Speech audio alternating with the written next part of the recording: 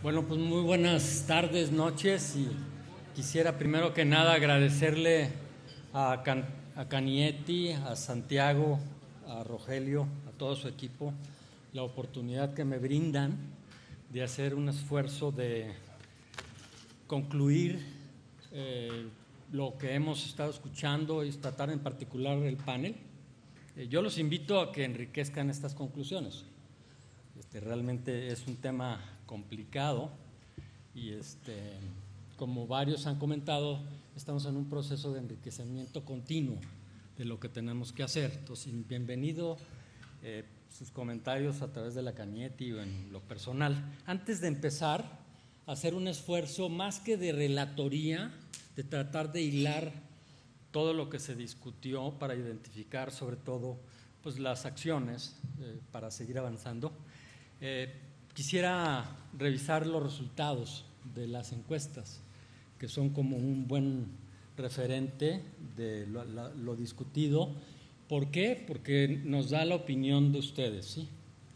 Entonces, la primera pregunta, y vamos a estar revisando las respuestas. Si vamos a la primera pregunta, por favor. ¿Quién ganó? Ah, no, perdón. Esa no. Esa ya sabe, ¿no? Bueno, yo no. Exactamente. ¿Qué meta de usuarios de Internet le parece alcanzable para finales de 2012, considerando que hoy tenemos una población usuaria del 35%? Una pregunta en donde la respuesta mayoritaria fue 50% a respuestas. 51.69% opinó, 45% como una meta para el 2012. ¿Sí me están siguiendo? ¿Sí? Ok.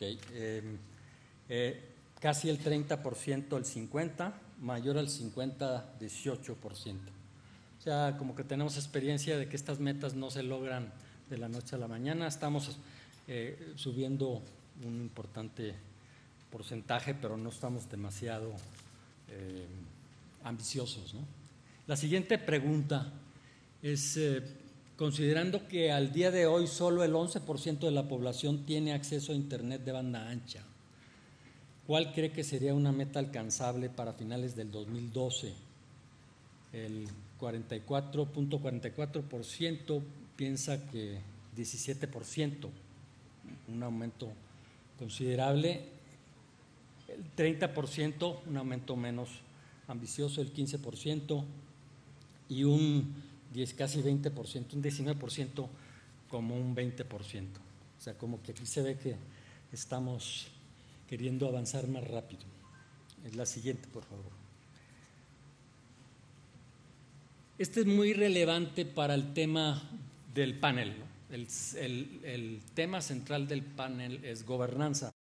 La siguiente pregunta es: ¿estaría de acuerdo en que la Comisión Especial de Acceso Digital de la Cámara de Diputados se convierta en la comisión ordinaria? 80% sí, aunque hay un 20% que nos dijo que no. La siguiente.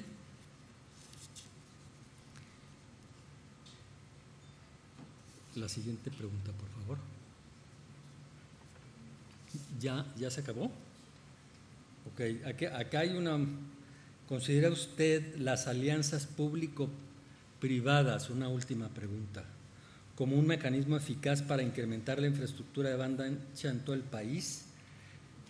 Un sí, 84.46%, ¿ok? Y un no, 15.54%. Estas son unas preguntas bastante relevantes a lo discutido en el panel, y como dije, no es una relatoría. Quisiera tratar de hilar los temas y dar algunos comentarios. Santiago me hizo el favor de pedirme este trabajo de conclusión, y si veía yo algunos temas adicionales, mencionarlos. Entonces algo mencionaré de mi parte. Lo más importante que quiero subrayar es el mensaje de Santiago al inicio de la convención. Estamos aquí para explorar todas las alternativas, para buscar acuerdos, y ese es bien poderoso. Entonces no nos debemos de estar contentos de ver un panel donde hay divergencias de opinión, ¿no? Donde haya controversia. Porque esa es la chamba que estamos haciendo, siguiendo el mensaje de Santiago. Y el panel es sobre gobernanza, y Salma tiene una frase al inicio muy contundente, ¿no? El gobernanza es definir el rumbo del país hacia la sociedad de la información a través de un diálogo incluyente con todos los sectores de la sociedad, academia, el gobierno ejecutivo, estatal, municipal, la sociedad civil. Ese es el tema de gobernanza. Y Mónica puso como ejemplo las metas que tiene México, que las tiene México y otros países a través de lo que es las metas del milenio. Es un ejemplo de metas de largo plazo que nos hemos establecido como país junto con la sociedad internacional para movernos hacia una sociedad de la información, y nos describe varias metas, entre ellas el acceso a la mitad de la población mundial, el usar la tecnología para conectar aldeas, escuelas, centros de investigación, hospitales, gobiernos. Pero no solamente el acceso incluye la necesidad de desarrollar contenido y el reconocimiento de que, siendo México un país sumamente heterogéneo en su territorio y en su composición social e histórica, es complejo el logro de estas metas, ¿okay? Habla de que México es un coordinador más que un ejecutor, y entra en la discusión a lo largo del panel qué tanto juega el papel del coordinador supranacional del cual el concepto de la gobernanza está buscando, ¿no? Y que la agenda digital continuamente, no solamente este documento, todos los que hemos hecho en el pasado, es la búsqueda de una gobernanza de largo plazo. En México juega un papel de coordinador de todas las instancias que tienen que ver con México, con economía, con gobierno, etcétera, pero a la vez hay una percepción de que no lo es y que necesitamos algo más. Claudia Ibet nos identifica los ejes de la Agenda Digital Nacional como parte de los objetivos de una agenda de largo plazo, y solamente reviso rápidamente, la tecnología se vincula al desarrollo, es parte de una política de desarrollo integral, y entonces tenemos que ver la política de desarrollo de los usuarios, los actores rezagados como el trato en México, pero también de la educación, de la salud y de los negocios, de la economía, y habla de estar de acuerdo con ese planteamiento de la agenda digital nacional. Ernesto es bien contundente en la conclusión que se busca en el panel. Tenemos un modelo subóptimo de gobernanza. Creo que en el panel quedó claro que tenemos un modelo subóptimo de gobernanza sin marco, sin instrumentos. Pero también señala que la agenda digital nacional debe ser, así como lo dijo Rodrigo, visualizada como una suma de esfuerzos múltiples que continúa, y que el valor del trabajo conjunto es algo del que deberíamos de estar orgullosos. En el tema de gobernanza, Rodrigo subraya el tema de la participación ciudadana, enfatizando el rol de las redes sociales, y nos pone de ejemplo cómo han influido la participación ciudadana en la Comisión de Acceso Digital que participó en la Agenda Digital Nacional, donde participaron muchísimos sectores, como una experiencia muy valiosa, pero también nos subraya las debilidades de nuestro marco de gobernanza, y en particular de la duplicidad y triplicidad de los presupuestos. Hay una gran inquietud de que de repente estamos gastando de más. En el tema de las inquietudes y de nuestras oportunidades, Claudibet también fue muy clara y señala, hay muchas oportunidades de hacer una evaluación de lo que hemos avanzado en los últimos, por lo menos 10 años, y que no estamos reconociendo. Y esa es una llamada de atención en el sentido de que a lo mejor el esfuerzo necesitaba ser más incluyente, aunque Ernesto y Rodrigo hablan de que sí hubo invitación para que trabajaran el Ejecutivo. Y esto es una señal, pues, de las oportunidades de un esquema de gobernanza que nos haga trabajar, que no es un tema de comunicaciones de voluntarios, sino de mecanismos para establecer metas y de mecanismos para establecer compromisos vinculatorios. Y el tema de gobernanza tiene que subrayarse, no es un tema del gobierno ejecutivo, y lo menciona Claudibet y Salma desde el principio.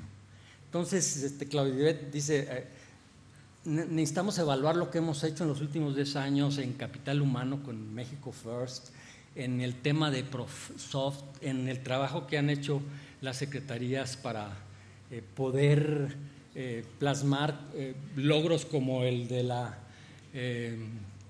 ley de datos personales, etcétera. Entonces hay un avance que tendríamos que estar reconociendo, no estamos partiendo de cero, ¿ok? Y también se subraya por parte de Mónica el logro de México, que no solamente es un logro de este sexenio, sino es transeccional. Hay ejemplos entonces de un trabajo valioso que está siendo capaz de acarrearse a través de los sexenios, ¿okay?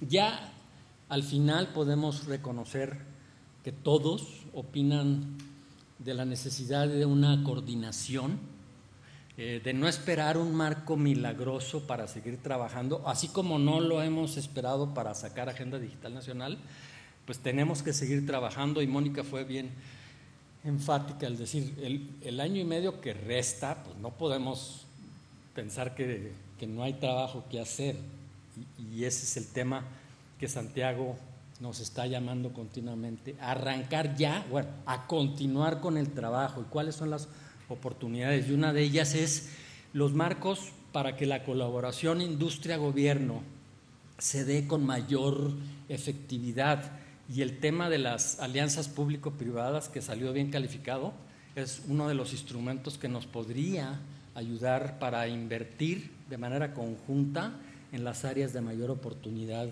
y canalizar recursos privados para fortalecer las prioridades del sector público, ¿no? También se menciona obviamente la duplicidad del presupuesto, la sobreregulación como una de las oportunidades, y algo que no se subrayó mucho en el panel, pero que sí en una de las preguntas Miguel Calderón señala la falta de cuáles son los vacíos del sector privado y cuál es el papel del sector privado que tiene que liderar más allá de esperar un tema del gobierno, ¿no?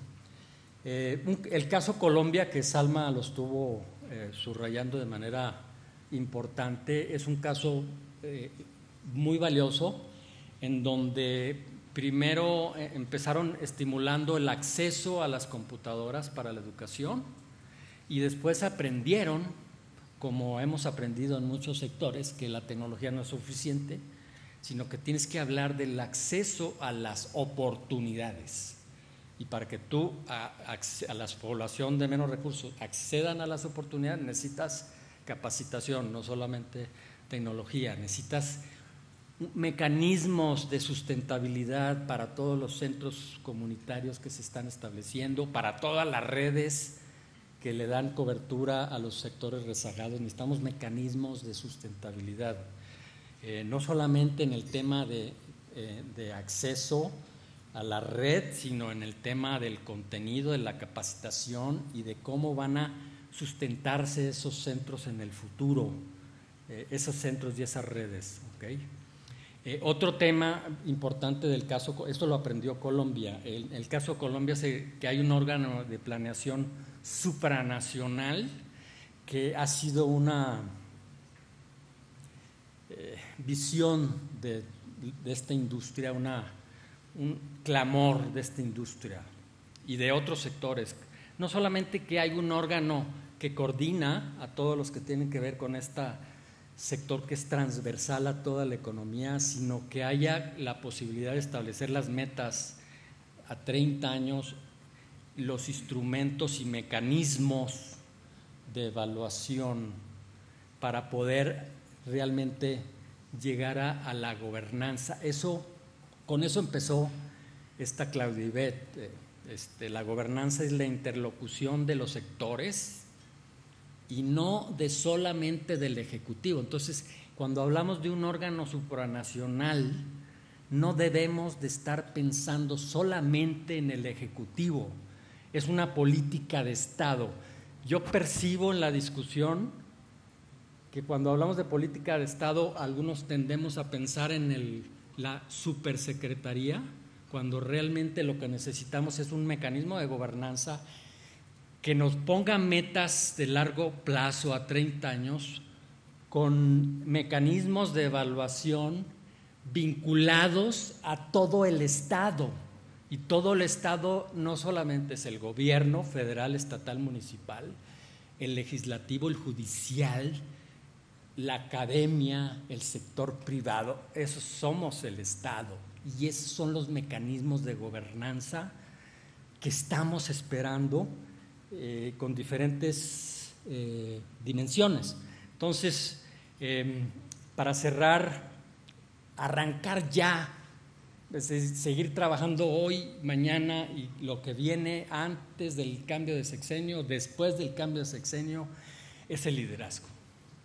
Todos hablaron del liderazgo, de la falta de liderazgo, un liderazgo ministerial se está buscando, pero hay otras opiniones, entre ellos la mía, que el liderazgo es del Estado, en todos los sectores. Nos está faltando liderazgo en todos los sectores.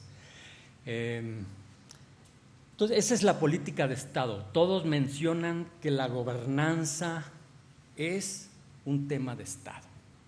Y entonces tenemos que ir avanzando en encontrar los mecanismos vinculatorios que nos ayuden a que estas oportunidades de falta de comunicación se vayan cubriendo. O sea, que la Agenda Digital Nacional trabaje en todos los sectores.